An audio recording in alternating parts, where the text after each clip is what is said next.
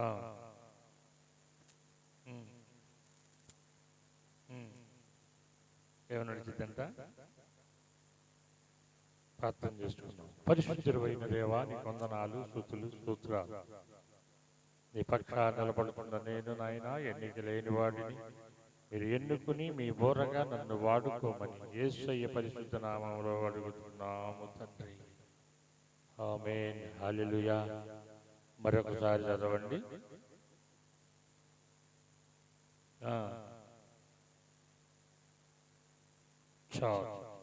భక్తుడైన సొలొమోను మనము భూమి మీద ఎలా నడుస్తూ ఉన్నామో, ఎలా ఉంటే పడిపోతామోనని మనలో ఉన్న గర్వము, మనలో ఉన్న దేవునికి వ్యతిరేకమైన స్వభావాలన్నిటినీ కూడా తొలగించుకుంటేనే మీరు నిత్యరాజ్యానికి వెళ్తారని యాకోబు పత్రికలో కూడా చూస్తాం. పాపం ఏం చేసింది? మరణాన్ని గణితన్నాడు. ఇక్కడ మన మనస్సుని అదుపు చేసుకోవాలి. ఏది నేను మాట్లాడాలి, ఏది నేను మాట్లాడకూడదు, నేను దేవునితో సమయము ఎంత గడపాలి, దేవుడు దీవెనలు వచ్చు వరకు నా కుటుంబం కోసము, నా ప్రాంతము కోసము, నా దేశము కోసము అని కొంత సమయాన్ని కేటాయించి సృష్టికర్త అయిన దేవుని దగ్గర నీవు అంగలార్చాలి. హల్లెలూయా. నాకు ప్రార్థన వచ్చలే అని గర్విస్తారు, వారితో మాట్లాడతారు. నాకు పాట వచ్చలే, మిరియాము మాట్లాడినట్టుగా నిర్గమకాండములో మోషే మాట్లాడితేనే మాట్లాడతాడా, మాతో మాట్లాడటాన్ని ఆ రోజున తిరుగుబాటు చేసే గుంపులాగా ఇది ఈ సామెతల గ్రంథంలో మనకు తెలియపరుచుతున్నాడు. మీరు ఎలా ఉండాలి? గర్వించకూడదు.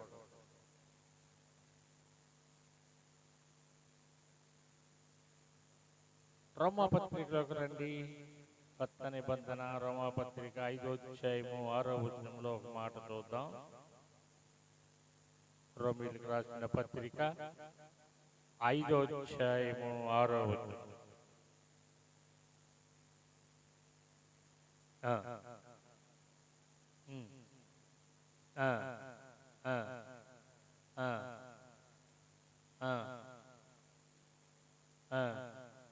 హల్లెలూయా. ఎవరి కోసం?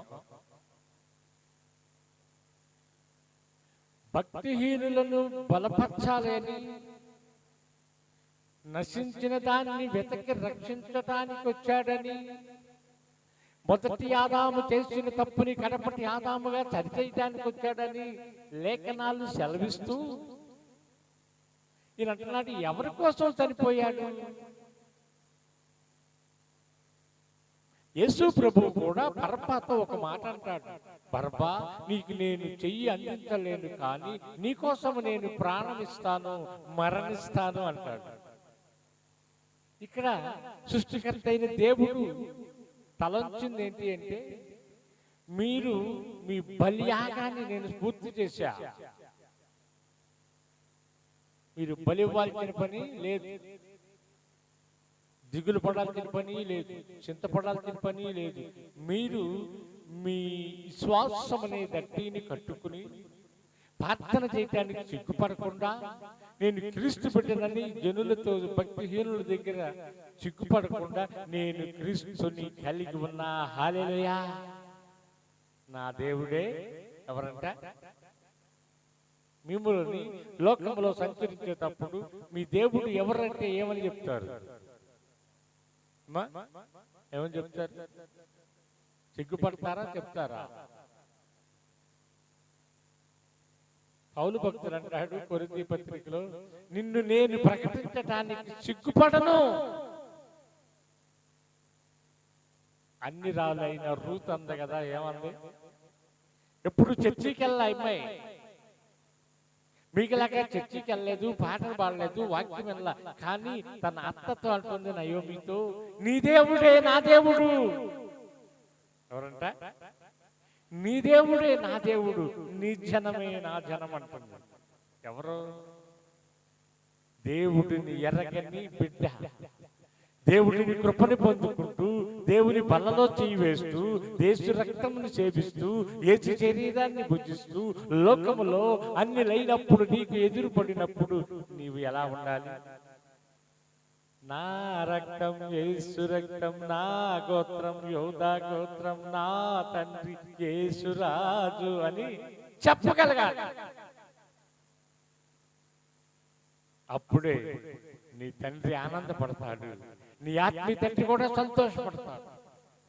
మనము వెలబెట్టి కొన్న వారిని, ఆయన విలువైన రక్తముతో మనందరినీ కూడా కొనుక్కున్నాడు.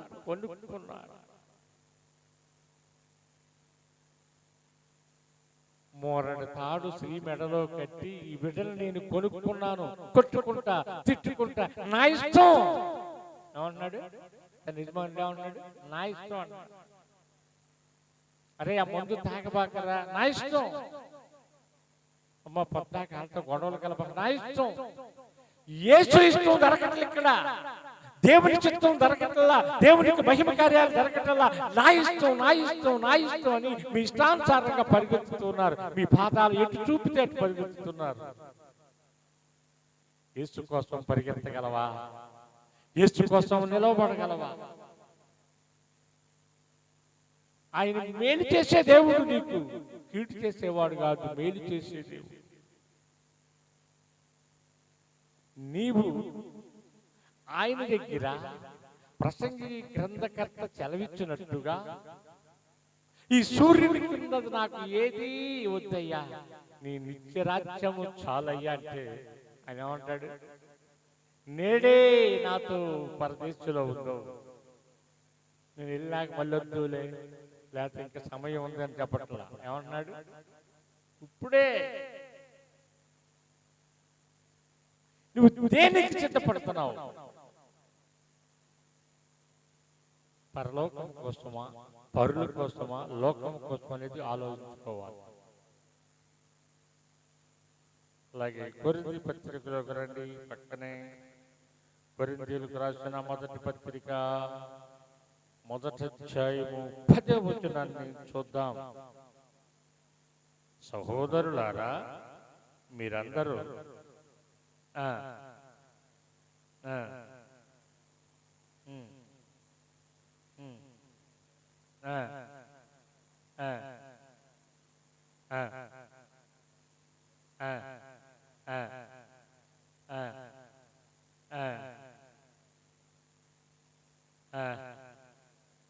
వేడుకుంటున్నాడంట, బతిమలాడుకుంటున్నానంట.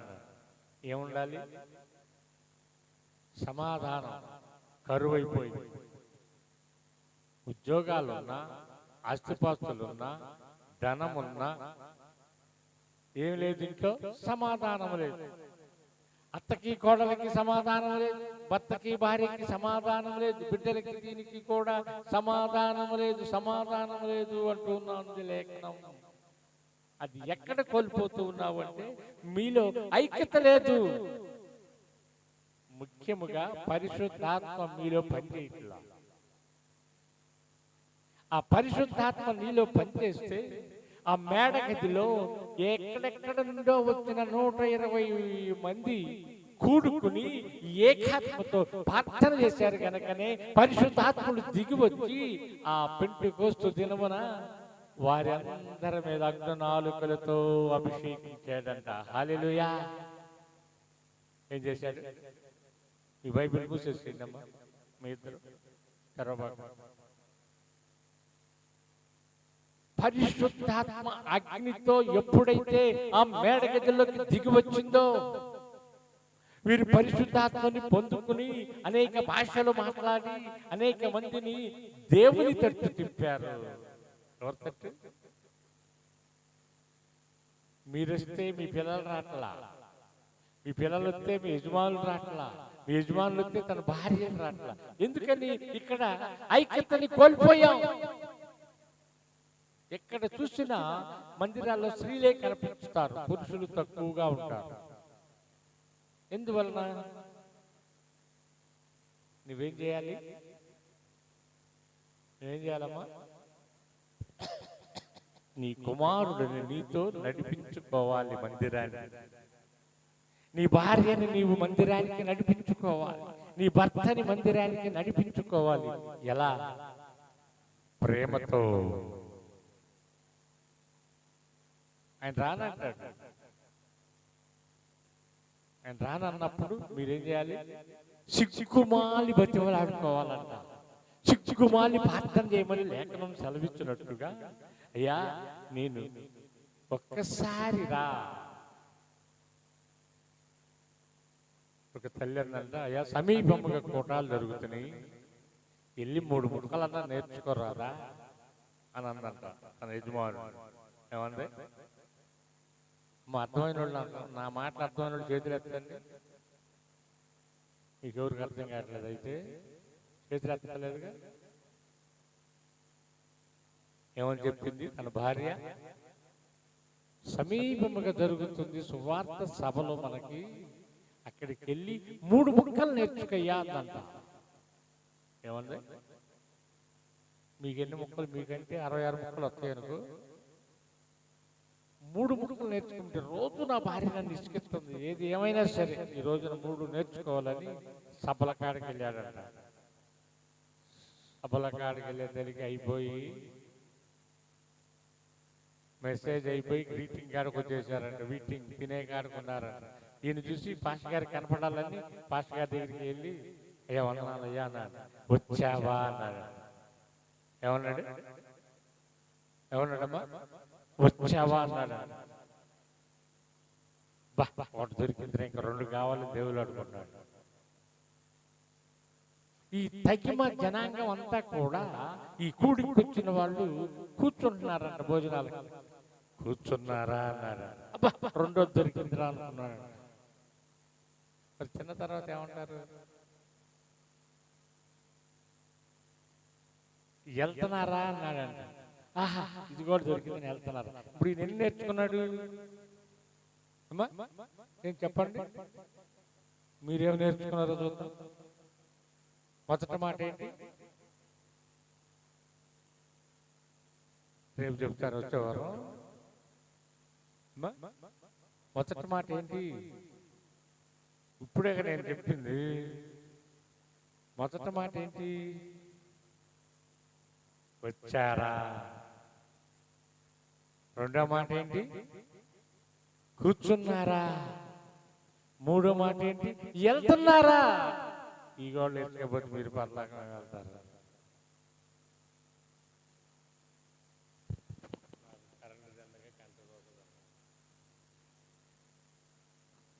ఈ 3 మాటలు తీసుకుని తన ఇంటికి వెళ్ళాడంట. తన భార్యతో చెప్పాలని అనుకుంటూ వెళ్తా అంట.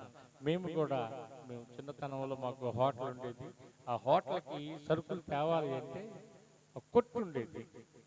ఆ షాప్కి వెళ్తానికి మా అమ్మకి చదువు లేదు, మాకు చదువు లేదు. నోట్లు అనుకుంటూ వెళ్ళేవాడు.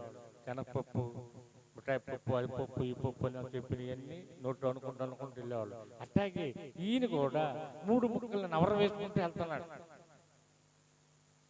వెళ్ళి దొంగలు అప్పుడే ఇంటికి వచ్చారంట. వాళ్ళ ఇంటికి దేనికి? దొంగతనానికి వచ్చారంట. దొంగతనానికి వచ్చి మొదటి మాట మరి చెప్పుకోవాలిగా. వచ్చారా అన్నాడు. అయ్యో, మనం వచ్చి ఎవరు చూశారా అని వాళ్ళు అటు ఇటు చూస్తున్నారంట. ఏమన్నాడు? వచ్చారా అన్నాడు. అది ఎవడో చూశాడని కూర్చున్నారంట. గోడ కూర్చున్నారా అన్నాడంట. ఏమన్నాడు? ముందే వచ్చారా అన్నాడు. ఈ గోడ వీళ్ళు కూర్చోట్టున్నారు. ఎవడో చూశారా మనల్ని, కూర్చున్నారా అన్నాడంట. అరే, ఇవాళ మన పని కాదురా, ఇవాళ మనం ఇంటికి దోచుకోవటం కుదరదు అని తెచ్చిన పలుగులు గిలుగులు పడేసి వెళ్తున్నారా అన్నాడంట. ఇంకా పరుగుల మీద వెళ్ళిపోయారంట. ఇప్పుడు సువార్తకి వెళ్తే ఏం జరిగింది? ఇప్పుడు ఆయనకి 3 ముక్కలు నేర్చుకున్నాడు, తన ఇంటికి దొంగలు పడకుండా కాపాడుకున్నాడు. హల్లెలూయా. అలాగే నీ ఆత్మకి దుష్టుడు దొంగిలించకుండా నీ పరిశుద్ధాత్మని కాపాడుకోవాలి. ప్రార్థనకెళ్ళి, దేనికెళ్ళి? ప్రార్థనకి. ఆయన ప్రార్థనకి వెళ్ళాడు కనుక 3 ముక్కలు నేర్చుకున్నాడు, తన ఇంట్లో సొమ్ము పోకుండా కాపాడుకోగలిగాడు. నీవు కూడా ప్రార్థనకు వస్తే నీ పరిశుద్ధాత్మ అగ్నికి పోకుండా, నీ పరిశుద్ధాత్మ ఎడవబడకుండా దేవుని సన్నిధిలో ఉండాలి అంటే నీలో ఏముండాలి? ప్రార్థన. ప్రార్థన. ఈ ప్రార్థన, చిన్న ప్రార్థన గొప్ప కార్యాలు చేసింది. చిన్న ప్రార్థన. ఆ పందులు పొట్టు తినే సమయకాలంలో అంటున్నాడు కుమారుడు, ప్రభువుని ఏడుకుంటున్నాడు. అయ్యో, నా తండ్రికి దేవునికి విరోధంగా చేశాను. నా తండ్రి ఇంత అనేక మందికి ఆహారం ఉంది కదా, నేను ఎందుకు ఇక్కడ ఆకలితో అలమటించుతున్నాను? కనీసం ఆ పందులు తినే పొట్టు కూడా తినడానికి లేదే, యజమానుడు ఊరుకునేది కాదా అని గుర్తొచ్చింది. తిరిగి ఎక్కడికి వచ్చాడు? తండ్రి చెంతకు వచ్చాడు. నువ్వు ఎక్కడ తిరిగినా, ఎక్కడ చేసినా దేవుని సన్నిధికి వచ్చి దేవుని దగ్గర జరిగిన 5 రోజులు 6 రోజులు నీవు చేసినది, నీకు తెలియకుండా చేసినది ఆయన దగ్గర మోకరించి ఒప్పుకుంటే ధన్యురాలివి. హల్లెలూయా. హల్లెలూయా. ఎక్కడ ఒప్పుకోవాలి? మనుషుల ముందు కాదు, దేవుని ముందు ఒప్పుకోవాలి. నువ్వేమేమి చేశావో నీకు తెలుసు, నిన్ను స్తుతించిన దేవుడికి తెలుసు కనుక నువ్వేది దాచకుండా. యాకోబు మోసగాడే కదా, యాకోబు మోసగాడే. తన తండ్రిని మోసగించాడు, సహోదరుని మోసగించాడు అని చెప్తాం కదా. సృష్టికర్త అయిన దేవుడు దర్శించినప్పుడు నీ పేరేంటి ఏమన్నాడు? నీ పేరేంటి అంటే యాకోబు అన్నాడు. అంటే నిజము ఒప్పుకున్నాడు, నిజము పలికాడు. అదే యోహాను సువార్త 15:1 అంటాడు, నీవు నిజముగా మొరపెడితే. ఎలా అంటే అబద్ధంగా కూడా మొరపెడతారా? అబద్ధంగా మొరపెడతారా? నాకు తెలియదు, ఇప్పుడే తెలుసు. నిజముగా నీవు మొరపెడితే నువ్వు ఫలిస్తావు.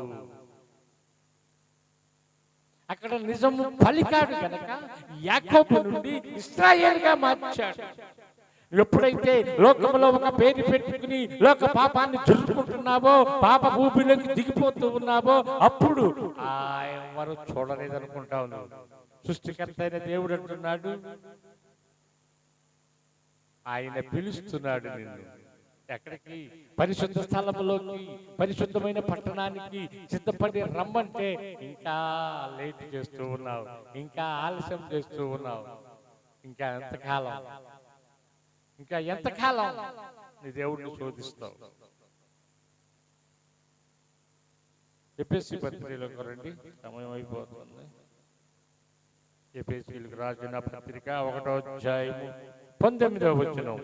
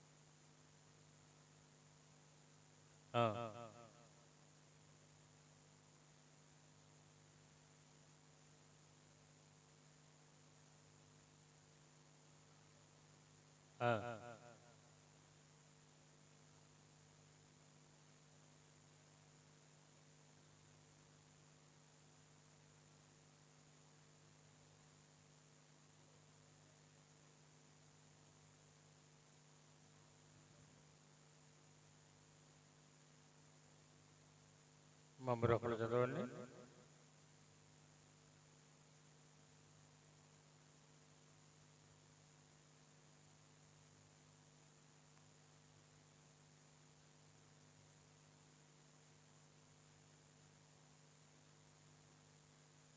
ఆ,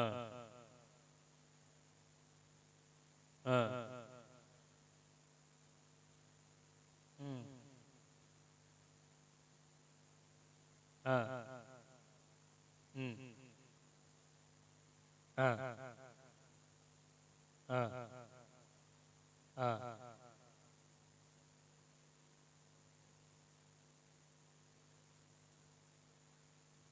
ఆ, చాలు చాలు చాలు.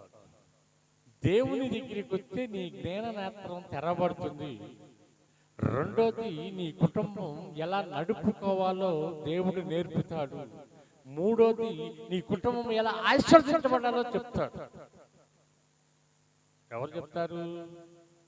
దేవుని పక్షాన నిలబడుతున్న యాజకుడు చెప్తాడు. నీతో కలిసి ప్రయాణం చేసే నీ సహోదరులు చెప్తారు. వీటన్నిటినీ మూలముగా క్రీస్తుని వేడుకోవాలి, క్రీస్తునే వేడుకోవాలి. ఈ లోకంలో ఎవరిని వేడుకున్నా వ్యర్థమే.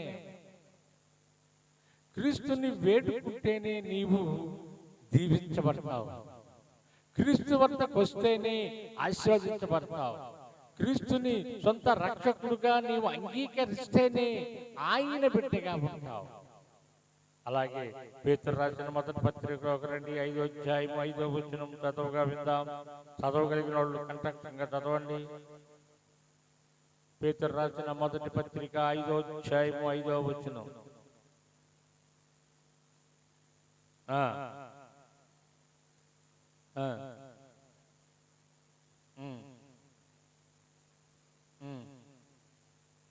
హల్లెలూయా.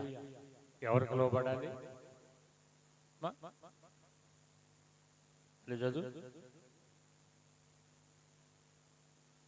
మళ్ళీ చదువమ్మా.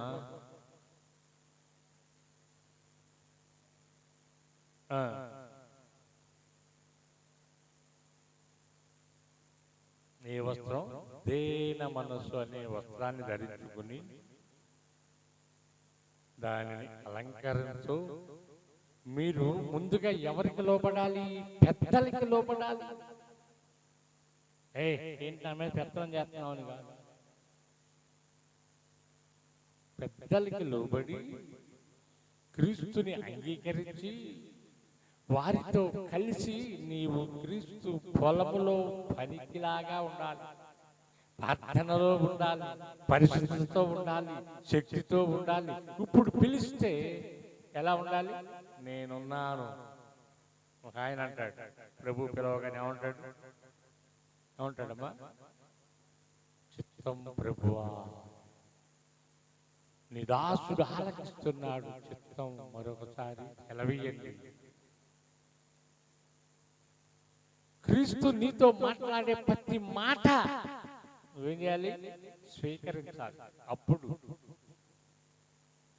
నీవు బయటికి వెళ్ళిన ఆశీర్వదించబడతావు, ఇంటిలో ఉండి ఆశీర్వదించబడతావు. నీ బియ్యపు తప్ప ఆశీర్వదించబడి, నీవు కష్టించే కష్టం ఆశీర్వదించబడి, ప్రతిదీ ఆశీర్వాదం ఆశీర్వాదం. ఎవరికో తెలుసా?